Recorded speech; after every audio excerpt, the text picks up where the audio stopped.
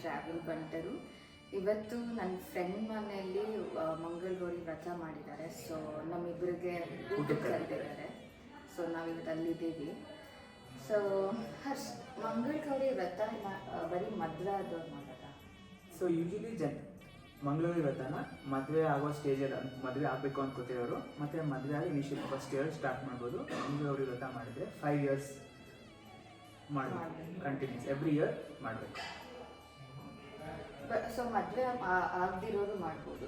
ಚೆನ್ನಾಗಿ ಇವಾಗ for example 20-22 ವಯಸ್ಸಲ್ಲಿ ನಾರ್ಮಲ್ ಮದುವೆ ಈಗೇನು ಮದುವೆ ಆಗೋ ಪ್ಲ್ಯಾನ್ ಮಾಡಬೇಕಾದ್ರೆ ಆ ವರ್ಷ ಸ್ಟಾರ್ಟ್ ಮಾಡ್ಬೋದು. ಸೊ ಆ ವರ್ಷ ಸ್ಟಾರ್ಟ್ ಮಾಡಿ ಮದುವೆ ಆದಮೇಲೆ ಕಂಟಿನ್ಯೂ ಮಾಡ್ಬೋದು ಇನಿಷಿಯಲ್ ಇಯರ್ಸ್.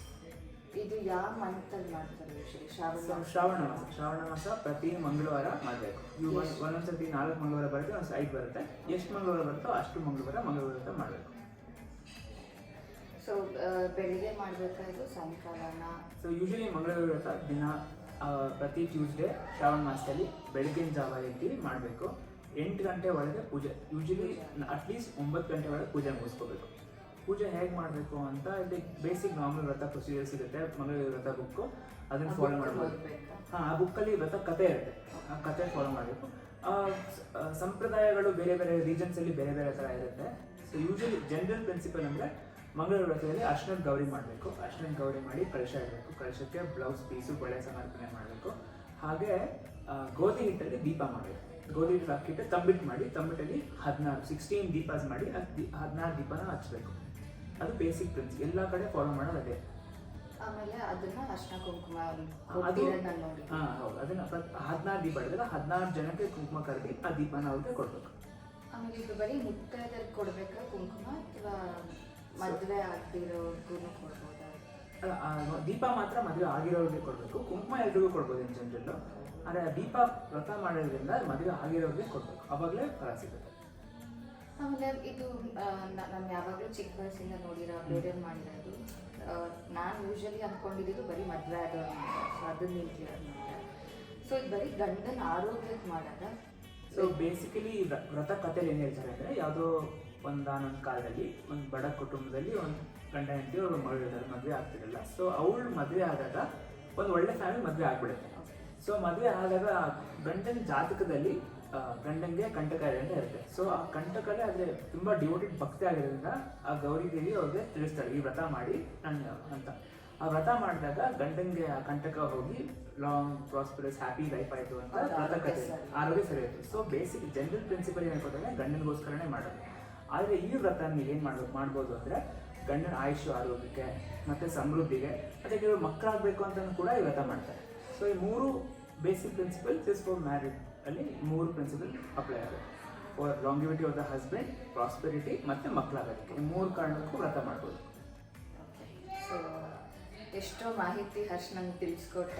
ಅವ್ಳು ಇನ್ನೊಂದು ಕೇಳ್ಬೇಕು ಅನ್ಕೊಂಡಿದ್ದೆ, ಅದು ಉಪವಾಸ ಮಾಡೋದು ಕಂಪಲ್ಸರಿನಾ? ಅಂದರೆ ಪೂಜೆ ಮಾಡೋವಾಗ? ಸೊ ನಮ್ಮ ಹಿಂದೂ ಸಂಪ್ರದಾಯದಲ್ಲಿ ಯಾವುದೇ ವ್ರತ ಮಾಡ್ಬೇಕಾದ್ರೆ ಎಕ್ಸೆಪ್ಟ್ ಫಾರ್ ಫ್ಯೂ ವ್ರತದಲ್ಲಿ ಉಪವಾಸ ಇರೋದು ಒಂದು ಕಾನ್ಸೆಪ್ಟ್. ಏನಕ್ಕೆ ಅಂದರೆ ಊಟ ಮಾಡಿಬಿಟ್ರೆ ನಮ್ಗೆ ಗೊತ್ತಾಗಲ್ಲ, ಲೆಥಾರ್ಜಿ ಬರುತ್ತೆ ಬಾಡಿಗೆ. ಊಟ ಮಾಡಿಲ್ಲ ಅಂದರೆ ಕಾನ್ಷಿಯಸ್ ಆಗಿ ಅವೇರ್ ಆಗಿ ಮಾಡ್ತೀವಿ ವ್ರತ ಅಂತ ಒಂದು ಕಾನ್ಸೆಪ್ಟು. ಆದರೆ ಮಂಗಳವಾರ ವ್ರತದಲ್ಲಿ ಒಪ್ಪತ್ತು ಮಾಡ್ಬೋದು. ಅಂದರೆ ನೀವು ಪೂಜೆ ಎಲ್ಲ ಮುಗಿಸಿ ಒಂದು ಮಧ್ಯಾಹ್ನ ಊಟ ಮಾಡ್ಬೋದು ಅಥವಾ ರಾತ್ರಿ ಊಟ ಮಾಡ್ಬೋದು. ಸೊ ನನ್ನ ಐಡಿಯಾ ಅಂತಂದೇಳಿ ನೀವು ಬೆಳಗ್ಗೆ ಪೂಜೆ ಗೀಜೆ ಎಲ್ಲ ಮಾಡಿ ಸುಸ್ತಾಗಿದ್ದರೆ ಮಧ್ಯಾಹ್ನ ಊಟ ಮಾಡಿ ರಾತ್ರಿ ಹಣ್ಣು ಹಂಪಲು ತಿನ್ಬೋದು. ಅಥವಾ ನಿಮ್ಗೆ ಫುಲ್ ಕೆಪಾಸಿಟಿ ಇದೆ ಅಂದರೆ ಫುಲ್ ಡೇ ವ್ರತ ಮುಗಿಸಿ ಕರೆದವ್ರೆಲ್ಲ ಕುಂಕುಮ ಊಟ ಎಲ್ಲ ಮಾಡಿ ರಾತ್ರಿ ಊಟ ಮಾಡ್ಬೋದು. ಸೊ ಪ್ರತಿ ಟ್ಯೂಸ್ಡೇ ಎಲ್ಲರಿಗೂ ಕರೆದು ಕುಂಕುಮ ಕೊಡಬೇಕಾ, ಅಥವಾ ಒಂದು ವರ್ಷದಲ್ಲಿ ಲಾಸ್ಟ್ ಟ್ಯೂಸ್ಡೇ ಇರುತ್ತಲ್ಲ ಅದು ಒಂದು 16 ದೀಪ ನೀವು ಪ್ರತಿ ವಾರ ಮಾಡಬೇಕು. ಆದರೆ 16 ದೀಪ ಕುಂಕುಮ ಕೊಡೋದನ್ನ ಲಾಸ್ಟ್ ವೀಕ್ ಮಾಡಬೇಕು. ಆದರೆ ಪ್ರತಿ ವಾರ ಮಾಡಿದಾಗಲೂ ಸುತ್ತಮುತ್ತ ಇರೋದು ನಿಮ್ಮ ಫ್ರೆಂಡ್ಸ್ನ ಕರೆದು ಕುಂಕುಮ ನಿಮ್ಮ ಇಷ್ಟ ಎಷ್ಟು ಅನುಕೂಲ ಇರುತ್ತೋ ಹಾಗೆ ಮಾಡಿ. ನಮ್ಗೆ ತಿಳಿಯೋಷ್ಟು ಮಾತಿನ ತಿಳಿಸಿದೀವಿ.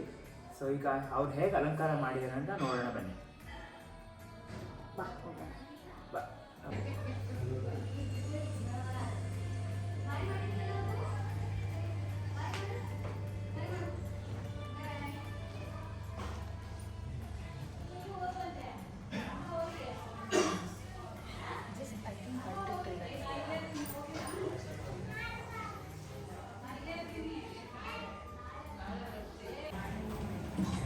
ಗಿಫ್ಟ್ ಕೊಡ್ತಾ ಇದ್ದೀನಿ.